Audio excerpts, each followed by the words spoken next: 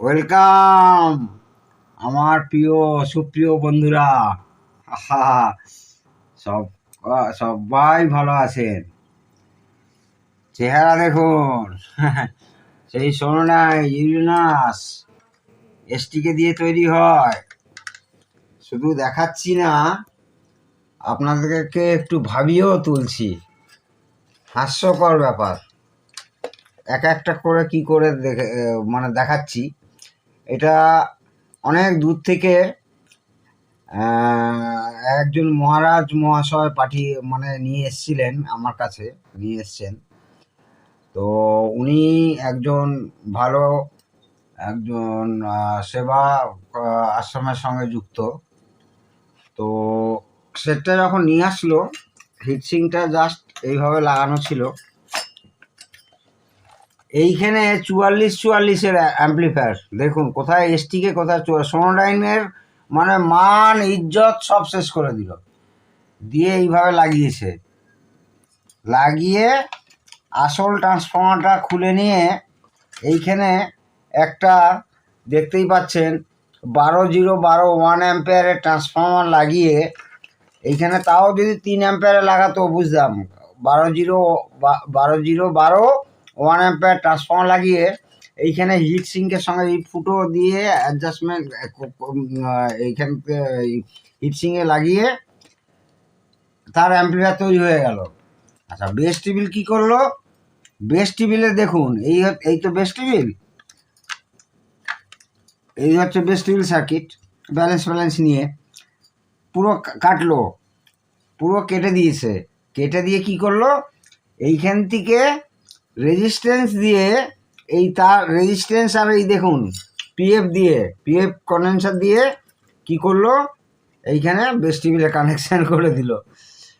আচ্ছা, এইগুলো কি কাজ? না এগুলো বাচ্চাদের খেলনা?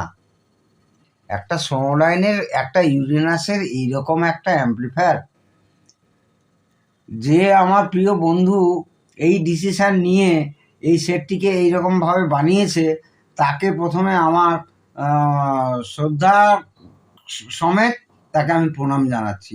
দাদা, আপনাকে প্রণাম করে বলছি, দাদা এই ধরনের কাজ করবেন না। এত সুন্দর মানের একটি সেট, তাকে আপনি কি করলেন, 44-44 আইসি দিয়ে, এই ট্রান্সফর্মার দিয়ে এইসব বাদ হয়ে গেল। এসব বাদ, ডাইরেক্ট এখান থেকে স্পিকার কানেকশান করে এইখানে স্পিকার কানেকশান এখান থেকে ডাইরেক্ট তুলে আর বেস টেবিলকে রাখতে হতো।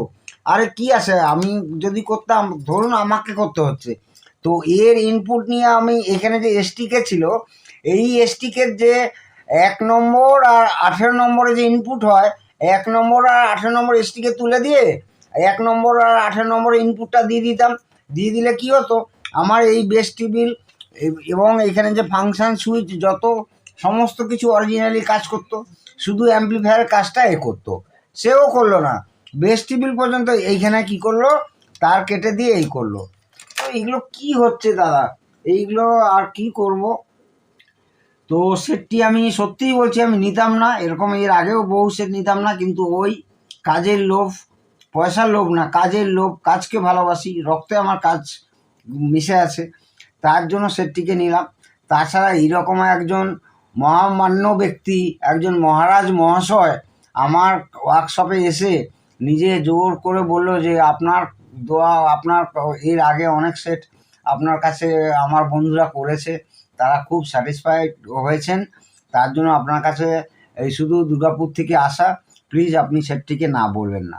আমিও দেখলাম একটা সত্যিই একটা আশ্রমের সেট, সেবাশ্রমের সেট। ঠিক আছে, দেখা যাক। আমি এটা চ্যালেঞ্জ করে বলছি, এটার সেকেন্ড পার্ট হবে না, ফুল পার্টই হবে। তো এটা আমি আপনাদের সামনে আমি নিশ্চয়ই করে দেখাবো। তবে হ্যাঁ, এইটা চলবে হচ্ছে কোনো হোম অ্যাম্পলিফায়ার হিসাবে না, উনি চাইছিলেন একটু প্রফেশনাল হিসাবে চালাতে।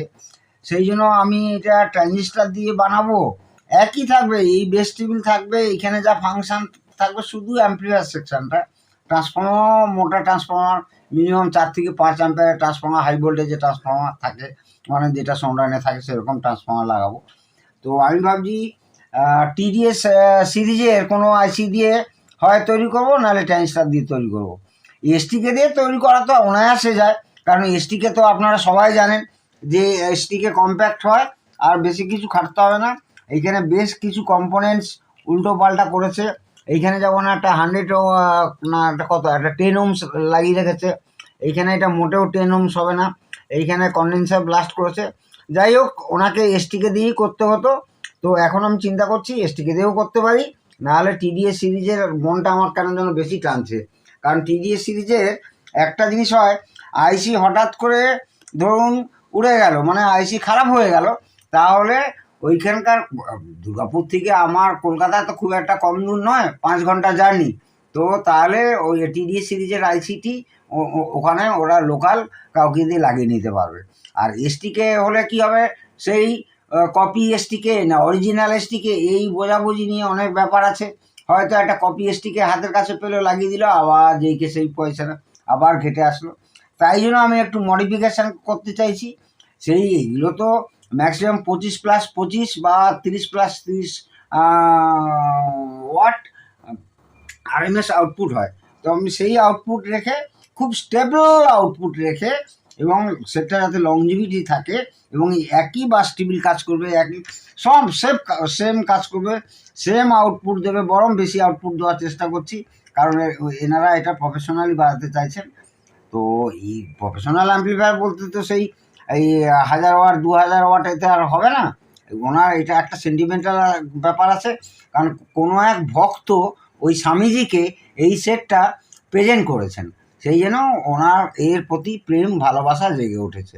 সেই জন্য আমাকে বারবার উনি অনুরোধ করেছেন এই সেটটা আমি ভেতরে যাই করি না কেন, কিন্তু অরিজিনালি যেন এগুলো সব কাজ করে এবং সাউন্ড কোয়ালিটি যেন খুব ভালোভাবে হয় আর কি। তো তাই করব, দেখা যাক আমি কি করি। করার পর তো নিশ্চয়ই পুরো ভিডিওটা আপনারা দেখতে পাবেন এবং আপনারা শিখতেও পারবেন। তো বন্ধুরা, লাস্টে এই সমুদ্রায়ন ইউরেনাসটা কী ডিসিশান নিলাম এবং কিভাবে রেডি করলাম, আসুন আপনাদের কাছে আজকে সেই ভিডিওর দ্বারা শেখাই। তো এখানে আমার কালকে বলছি, কালকে চলে আসছে। এখানে বারবার বলছিলাম যে এখানে এসটিকের বদলে এখানে আমার ইচ্ছে হচ্ছে টিডিএস সিরিজের কোনো আইসি লাগানো, একই ওয়াটেজ দেবে। এই এসটিকেটা মোটামুটি এখানে যা ভোল্টেজ হয় ওই 30 ভোল্টের মতো, ওই 20 থেকে 25 ওয়াট পার চ্যানেল দেয়। তো সেক্ষেত্রে এসটিকে, এটা অরিজিনাল এসটিকেই আছে আমার কাছে। তো সেক্ষেত্রে আমি ভাবলাম সেটটা তো অনেক দূরের সেট, এর আগেই বললাম। তো সেক্ষেত্রে আমি ভাবলাম যে টিডিএস সিরিজের দিলে আউটপুট তো একই বেরোবে এবং পারফরমেন্সের যথেষ্টই ভালো টিডিএস সিরিজের।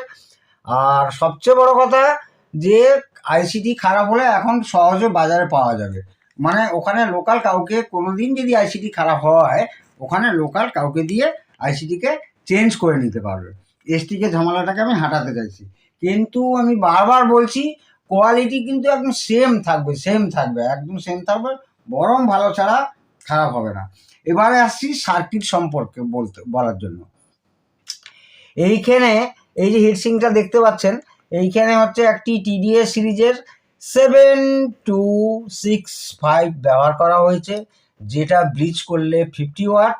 আর যদি ব্রিজ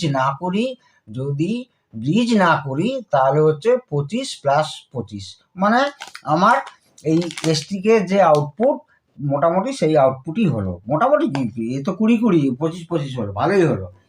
আচ্ছা, এইখানে পাওয়ার সাপ্লাইতে আসছি। এসটিকে চালাবার জন্য মিনিমাম 20 এসি ট্রান্সফরমার দরকার, 5 অ্যাম্পিয়ার কি 4 অ্যাম্পিয়ার। সেক্ষেত্রে আপনার ডিসিতে গিয়ে দাঁড়াবে 30 ভোল্ট।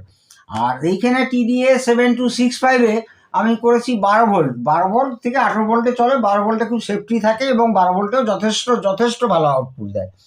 সেক্ষেত্রে কী করেছি আমি 12 3 অ্যাম্পিয়ার ভালো কপারের ট্রান্সফরমার ইউজ করেছি। তারপর কি করলাম, এইখানে ক্যাপাসিটারগুলো ফেলে দিয়ে ভালো ক্যাপাসিটার লাগালাম, কেলট্রনের ভালো দুটো ক্যাপাসিটার লাগিয়েছি। এখানে তো ব্রিজ রেক্টিফায়ার ডায়োড দেখতেই পাচ্ছেন। এবার কি করলাম না, এইখানে একটা ট্রানজিস্টার আছে, এইখানে দেখুন বন্ধুরা, এই ট্রানজিস্টার দিয়ে এই যে 30 ভোল্ট সাপ্লাইটা, ওকে স্টেবিলাইজ করে স্টেপ ডাউন করে কি করলো, 12 ভোল্ট করলো। 12 ভোল্ট কার দরকার না, 12 ভোল্ট এই যে এইখানে সিলেক্টর আইসি আছে, ফাংশন সিলেক্টর আইসি আছে এলসি সিরিজ, এর দরকার, এই আইসির দরকার, এই আইসিও সিলেক্টরের কাজ করছে, ঠিক আছে, 4066। আর এইখানে একটা ফোনও প্রি করেছে, এর ডুয়েল পাওয়ার সাপ্লাই, এর পজিটিভে আপনার 12 একটা পজিটিভ 12 দরকার, আরেকটা জায়গায় ডুয়েল পাওয়ার সাপ্লাই নেগেটিভ 12 দরকার। এইখানে পজিটিভ 12 করা আছে, আমি আর খুলিনি। এইখানে একটি রেজিস্ট্যান্স, এইটা হবে 56 ওহমস, লাগিয়েছে 10 ওহমস। আমি এখনো খুলিনি, খুলে দেবো, তা আমি অন্যভাবে কাজ চালাচ্ছি, আমি দেখাচ্ছি কি মানে আপনাদের বলছি। আচ্ছা, যেহেতু এইটা আমার 12-0-12 ট্রান্সফর্মার, তাহলে আমার ডিসি হওয়ার পর আউটপুট কি দাঁড়াচ্ছে দেখুন, মেন অ্যাম্প্লিফায়ারে যাচ্ছে, এখানে পজিটিভ সাইন আমি দিয়ে রেখেছি, দেখুন 22 পজিটিভ পাওয়ার সাপ্লাই, এইখানে নেগেটিভ চিহ্ন দিয়ে রেখেছি, দেখুন আপনাদের দেখাবার সুবিধার্থে, দেখুন নেগেটিভ 22 ওই 23 একই, ডুয়েল পাওয়ার সাপ্লাইতে চলছে। তাহলে এইখানে যে আমি নেগেটিভটাকে কন্ট্রোল করে মানে স্টেপ ডাউন স্টেবিলাইজ করে ট্রানজিস্টার দিয়ে, এবং প্রচণ্ড গরম হয়, এখানে দেখুন পিসিবিও পুড়ে গেছে, এখানটা পিসিবি কালো হয়ে গেছে। সেইখানে আমি একটা বুদ্ধি খাটলাম কি, আমি ডাইরেক্ট দুটো 1K রেজিস্ট্যান্স দিয়ে ড্রপ করালাম। এই যে দুটো ফয়েল আছে দেখছেন, এই দুটো ফয়েল, এই ট্রানজিস্টার থেকে একটা পজিটিভ পাওয়ার সাপ্লাই, এইখানে এই যে বেস্টিবিলে গেছে, এইখানে দেখুন দেখা যাচ্ছে তো, এইখানে বেস্টিবিলে গেছে পজিটিভ পাওয়ার সাপ্লাই। আর এইখানে একটা ট্রানজিস্টার ছিল, সেইটা দিয়ে নেগেটিভ কন্ট্রোল করে, এই নেগেটিভ কন্ট্রোল করে আবার এর নেগেটিভে আসলো, অর্থাৎ এর নেগেটিভ আসবে আপনার এই যে পজিটিভ আসছে 8 নম্বরের 8 ভোল্ট, এই 9 ভোল্ট ধরলাম, আর 4 নম্বরে আসবে নেগেটিভ ভোল্টেজ, তবে ভেস্টিবিল ডুয়েল ভোল্টেজে কাজ করবে। এই দেখুন নেগেটিভ 9.7, ওই 9 ভোল্ট। কী করলাম আমি না, এইখানে যে মেন যে সাপ্লাইটা পজিটিভ ডিসি এবং নেগেটিভ ডিসি, সেইটাকে দেখুন ডাইরেক্ট তার দিয়ে নিয়ে এসে দুটো 1K রেজিস্ট্যান্স দিয়ে ড্রপ করলাম, আমার কোনো ট্রানজিস্টারের দরকার নেই, দুটো 1K রেজিস্ট্যান্স দিয়ে ড্রপ করলাম, দিয়ে এই ফয়েলটা এই পিসিবি এইখান থেকেই দুটো ফয়েল এইখানে অবধি এসছে, এইখানে দেখুন 680 ওহমস আছে দুটো, দেখুন এইখানে সাপ্লাইটা আসছে, এইটা নেগেটিভ আসবে, দেখাচ্ছি বন্ধুরা, এইটা নেগেটিভ আসলো, এই যে দেখুন 13 ভোল্ট, ঠিক আছে, নেগেটিভ 13, আর ওইটা হবে 5 ভোল্ট থেকে 12 ভোল্ট, এই যে এটা 13ই ধরলাম, 12 মানে ফার্স্ট ক্লাস এই আইসিতে ঢুকে লাগান, মানে অপ অ্যাম্প প্রিতে ঢুকলো, অর্থাৎ বেস টিভি, সেই বেস টিভির আগে সে যে ভদ্রলোক করেছিল এই বেস টিভির কেটে কুটে এই তারগুলো সব কেটে দিয়েছিল, আজকে আমি বসে বসে সোল্ডার করলাম, সব কটা সোল্ডার করেছি, বেস টিভিটা একদম ঠিকঠাক কাজ করছে, ভলিউম কন্ট্রোল কাজ করছে, শুধু সিলেক্টার ফাংশন যে আইসিটা, এই সোনলাইনের এই সেটটাতে এই ফাংশন আইসিটা খুব খারাপ হয়, এটাতেও খারাপ আছে, তবে ভদ্রলোকের শুধু অক্স দরকার, আর কিছু দরকার নেই, অর্থাৎ এই আইসিটা খারাপ থাকলেও আমার সেট চলবে, আমি এই আইসিটাকে তুলেই দেবো, দিয়ে একদম ডাইরেক্ট অক্সে কানেকশান করে দেবো, ও তো 12 ব্যান্ড ইকুয়ালাইজার আছে, ইকুয়ালাইজার দিতে হবে। এইবারে এর ইনপুটটা তাহলে আপনারা কোথায় দেবেন, এর যে ইনপুট, এর আউটপুট ডাইরেক্ট দেখুন এই স্পিকার লাইনে দিয়েছি আমি, এই যে আউটপুট ডাইরেক্ট স্পিকার লাইনে দিয়ে দিয়েছি, এইখানে স্পিকার টার্মিনাল আছে, ঠিক আছে, স্পিকার কানেক্টার আছে, এখানে দিয়ে দিয়েছি, একটা কমন গ্রাউন্ড আছে, আর দুটো পজিটিভ আছে, 25 ওয়াট প্লাস 25 ওয়াট। এইবারে আপনাদের নিচে দেখাচ্ছি যে কানেকশানটা, ওই ইনপুট কানেকশান, অর্থাৎ এই বোর্ডের ইনপুট কানেকশান কোথায় দেবেন আপনারা, তো আপনারা তো শুধু অ্যাম্প্লিফায়ারটা কী করবেন না, এই যে হিটসিঙ্ক আছে, এই হিটসিঙ্কটা তো এইভাবে বসবে, আমি দেখাচ্ছি বন্ধুরা, এই হিটসিঙ্কটা এইভাবে লাগবে, জাস্ট দেখাচ্ছি আপনাদের, এইভাবেই লাস্ট ফিনিশিং এইভাবেই হবে, আর এইখানে দুটো ফুটো করে রেখেছি আমি, এই স্ক্রু দিয়ে এইটা এইভাবে লাগিয়ে দেবো, ব্যাস, শুধু এই অ্যাম্প্লিফায়ারে কাজ করছে, আর এখানে দুটো কন্ডেন্সার দিয়েও ফিল্টার হচ্ছে, আর মেন ডিসি কিন্তু এখানেই তৈরি হলো। এই যে রেকটিফায়ার ডায়োড আছে আর দুটো কন্ডেন্সার আছে, মেন এইখান থেকে ডিসি তৈরি হয়ে এখানে আসলো। এখানে যে 4টে ডায়োড আছে লাগানো আছে, কিন্তু আমি এটা ইউজ করিনি। আর খুব ভালো করে খেয়াল করবেন, এইখানে মাইকা প্লেট দেওয়া হয়েছে, কারণ কি আইসিটাকে এর বডি কিন্তু নেগেটিভ, যেহেতু এটা ডুয়েল পাওয়ার সাপ্লাই, এই বডিটা কিন্তু নেগেটিভ।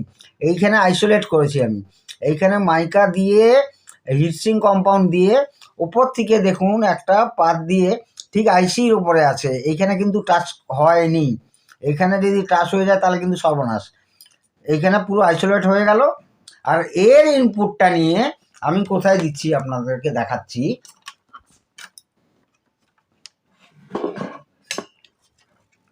দেখুন বন্ধুরা, শেখার হলে শিখুন, আর না হলে সিনেমা দেখুন। এই যে এসটিকে লাগানো ছিল, দেখুন এসটিকে আমি এসটিকে লাগাতে পারতাম, কেন লাগাইনি সেজন্য তো আপনাদের বলছি। এর 1 নম্বর আর 18 নম্বর এর হচ্ছে কি ইনপুট। এইবার কি করলাম আমি, এই যাচ্ছে, এই ধরুন আপনার 18 নম্বর এই যাচ্ছে, গিয়ে এই কন্ডেন্সার দিয়ে পেরোলো, পেরিয়ে এইখানে আসলো, এইখানে এসে কি করলো, এইখানে গেল, এইখানে গিয়ে এইখানে একটা জাম্পার আছে, এই জাম্পারটাকে আমি খুলে দিয়েছি। ঠিক সেম একই ব্যাপার, এর এই 1 নম্বর থেকে এই আসছে, এসে এখানে একটা কন্ডেন্সার দিয়ে গেল, এইখানে আসলো, এইখানের থেকে এসে এইখানে একটা জাম্পার আছে, এইখানে আসলো আরেকটা চ্যানেল, এখানে আমি খুলে দিলাম, মানে এই ঘুরে আসছে দেখুন, গিয়ে এই ভলিউম কন্ট্রোল ঢুকছে। এইখানে খুলে দিয়েছি, মানে এই জাম্পারটা খুললাম, এই জাম্পারটাও খুললাম, দিয়ে কি করলাম, আমি যে অ্যাম্পলিফায়ারটা ওই টিডিএস সিরিজে লাগিয়েছি তার ইনপুটটা এখানে একটা লাগিয়ে দিলাম, এখানে একটা লাগিয়ে দিলাম। আগে যে করেছিল সে যদি ওই 44-44ও দিয়ে যদি করে থাকে, তারও ঠিক এইভাবেই কানেকশানটা করার দরকার ছিল।